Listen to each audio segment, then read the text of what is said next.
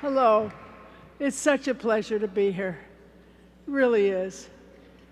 It was, I think, 50 years ago that I was at MacDowell, and it's just a wonderful thing that MacDowell exists and is still here, and all these wonderful artists are still working.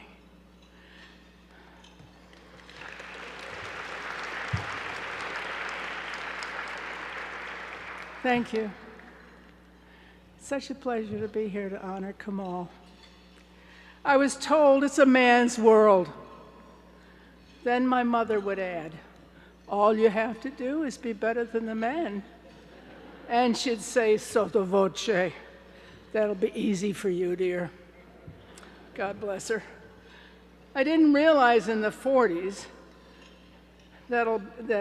how bad it was, but by the 60s, it was clear to me. The art world was not eager to show or promote women artists. But I believed my mother, and she was right, and I made the best paintings I could, and I kept at it. In 1970, I applied for a residency at the MacDowell in Peterborough, New Hampshire, and spent the month of August in the Alexander studio painting. I returned the following year in the same studio. I remember I made a painting of its round top door. Do any of you remember the round top door of Alexander studio? I made it open and from the inside. Only the sky was outside, and I called the painting For Those Who Fly, because MacDowell felt like I could fly. MacDowell not only gave me a place to paint, but it gave me the confidence to continue painting. And by the way, MacDowell always accepted women artists from the very start. Yeah.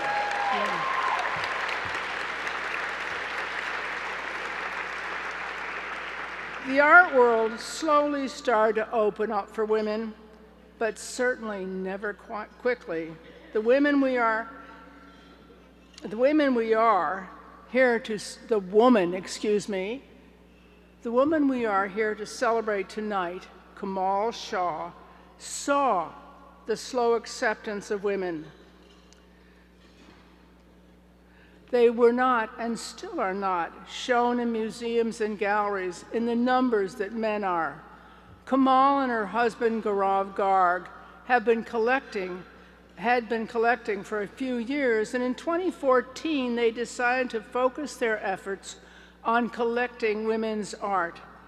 And of course, there is no better way to support and encourage an artist than to buy her work. Komal started work on a book of their collection of women's art, and from the idea of the book, there grew an exhibition of the collection curated by Cecilia Almani called Making Their Mark. The show opened in November 2023 in what had been the Dia Collection Gallery with over 80 women's artists' work. It is a huge and stunning show, very diverse and very exciting. 50,000 people saw the show when it was in New York City. It is now at the Berkeley Art Museum and Pacific Film Archive and will later travel to the Kemper Art Museum in St. Louis. After that, the American Federation of the Arts will take the show into an extended exhibition schedule. Komal has been endlessly supportive of the women in the exhibition, and her support of the exhibition itself, Making Their Mark, has been a great and ongoing gift to all of the artists included, and a gift also to those who see this exhibition. The book, edited by Mark Godfrey and Katie Siegel, includes 136 women artists and is a beautiful and important offering to the field. The exhibition is one example of the many contributions Komal has made to open the art world to those who have been overlooked, from collecting to promoting to researching. She made it her mission to level the field and ensure that talented artists take their rightful place in our culture while getting their due. All you have to do, dear, is be better than the men. Thank you.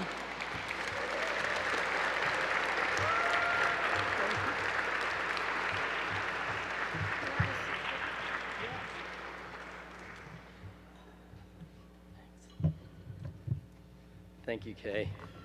So I first met Komal 10 years ago when we were serving together on Tate's North American Acquisitions Committee. The bond we established was an immediate one, and that strong feeling of connection was partly because of shared interests, but it was mostly because of the genuine way Komal expressed her unwavering commitment to making a lasting difference for art and artists. Kamal's ambition was immense, and she was undaunted. She wanted not only to participate meaningfully and ethically in an art world often overtaken by rapidly shifting commercial and social considerations, she wanted to take on entrenched inequities. Of course, no single person, no matter what their ambition or resources, can achieve such a goal without mobilizing scores of people. Artists and dealers, curators and museum directors, writers and scholars, and leaders of institutions large and small. Komal is the rare person who can both mobilize such a group and also inspire them and make them feel part of a collective effort. She called for an expanded dialogue about women artists, and then she started to shape that dialogue herself, all at warp speed, but without ever cutting an intellectual corner. I am fortunate to have taken part in this dialogue, first as a friend and fellow traveler, and then as the publisher of Making Their Mark. When Komal approached me about this book project 4 years ago, it was really an idea. And I said yes because this book would not simply document an impressive and wide-ranging collection of women artists across decades, but because Komal was committed to ensuring that this book would stand for something. We set out to publish a book that would advance visually, editorially, and art historically the Shah Garg Foundation's mission to, and I quote, support scholarship and public engagement, highlighting the achievements and innovations of women artists. After many thousands of collective hours, this book is a treasure to behold and has found a wide audience. It is already making a real difference in ways tangible and intangible for women artists. As a publisher, that is of course gratifying and makes my work meaningful. But the part of publishing that motivates me most is the collaboration with artists in the making of a book. For this project, that collaboration was with Komal, who approached Making Their Mark with the same dedication, care, and focus of an artist working with us on a monograph. As MacDowell proclaims, art and artists are made at MacDowell. Komal is MacDowell's kindred spirit and so deserving of this honor. Art and artists are not only championed and supported by Komal, they are sustained by her. Now, Kay and I ask for all of you to stand as we award the 5th annual Marian MacDowell Arts Advocacy Award to Komal Shah.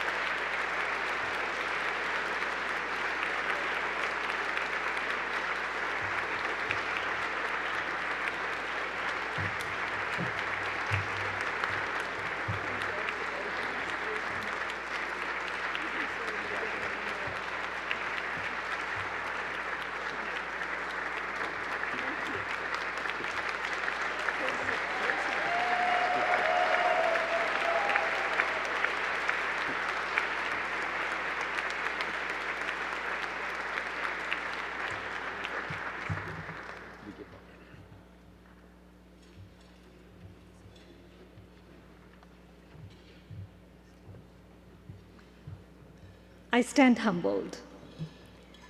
I've heard Sharon speak, I've heard Chi speak, and I realized that I come from a very different background, which is technology. And you know, most tech people aren't great speakers, so you'll have to bear with me on this. First of all, thank you, Kay. Thank you, Greg, for those kind words. And thank you, MacDowell, especially Chi, Christine, and Fairfax for this honor. I'm so thrilled to be here today. This evening is singularly important for me, and I wanted to share it with my artist friends that I deeply admire, that I deeply adore, and among them, Kay WalkingStick and Joan Semmel. And so, imagine to my surprise, when they wrote back to me with great enthusiasm about how formative and special their residencies at MacDowell in the 1970s were. And a little more research made me realize that Candida Alvarez, who's also sitting at our table, went to MacDowell in 1986. And a little homage to Faith Ringgold, who has been one of my favorite artists. And we wish you would have been here today with us. I won't ramble on about stuff we do, but I will tell you that I came to the US about 3 decades ago. I studied computer science at Stanford, MBA at Berkeley, worked at tech companies, Oracle, Netscape, Yahoo, etc. And while women were a very slim minority in the tech world, I wasn't deterred, and I believed I could do better than all of my male peers. However, when our son was 6, he's now 22, so this is 2008, I ended up quitting work because he needed occupational therapy. And as a mother, I realized that I would feel guilty if I didn't take time off work and support him. The best news here is that my son is a race car driver now. And in June, he won the 24 Hours of Le Mans.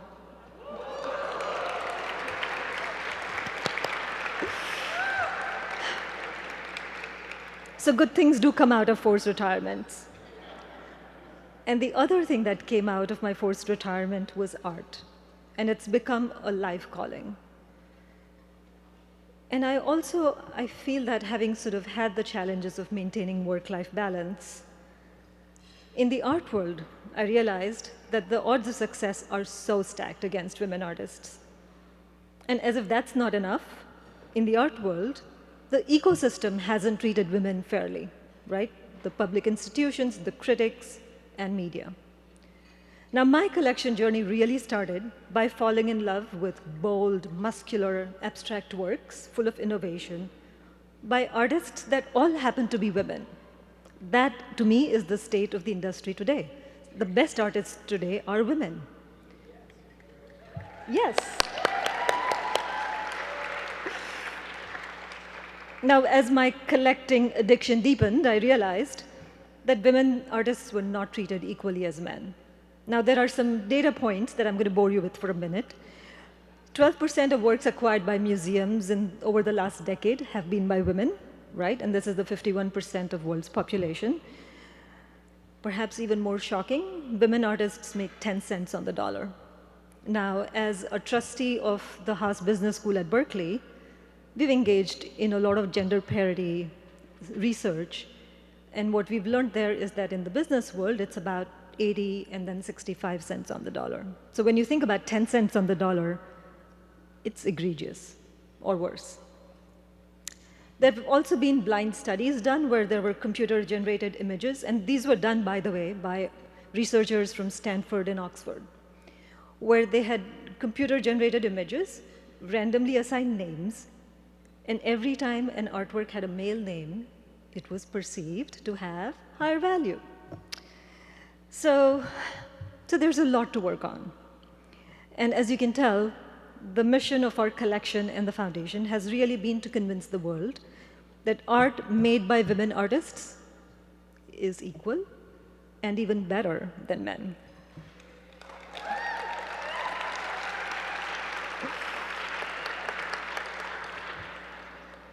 And we would do so by celebrating excellence, by showing people, by seducing people with brilliance on the walls and with strong scholarship. We don't complain, we don't whine, but it's truly about excellence. I've now seen this at our second show in Berkeley, or our second showing of Making Their Mark in Berkeley, where people come in with joy. People are happy to discover women get their place of pride. And there's one moment in our showing in New York that stays with me. So the last day of our show, backdrop is we had staged a show within show called Making Their Mark, the Next Generation. And it was to showcase work made by about 150 students from the New York City public schools. And these were work inspired by artists like Miriam Shapiro, Joyce Scott, Faith Ringgold, Kay WalkingStick. And there was a fifth grade boy who spoke, and he said, "I didn't know women artists could be this good." Now, these moments of joy and discovery make me even more aware that we all have so much work to do to achieve gender parity. Now, as you all know, the visionary Marian MacDowell created a space for artists with an artist's retreat, their own space and freedom. I hope we all can continue to build upon that incredible legacy by creating space for women artists in the canon of art. As my extended MacDowell family, I hope you will all join me in that fight. Thank you. Thank you for the recognition.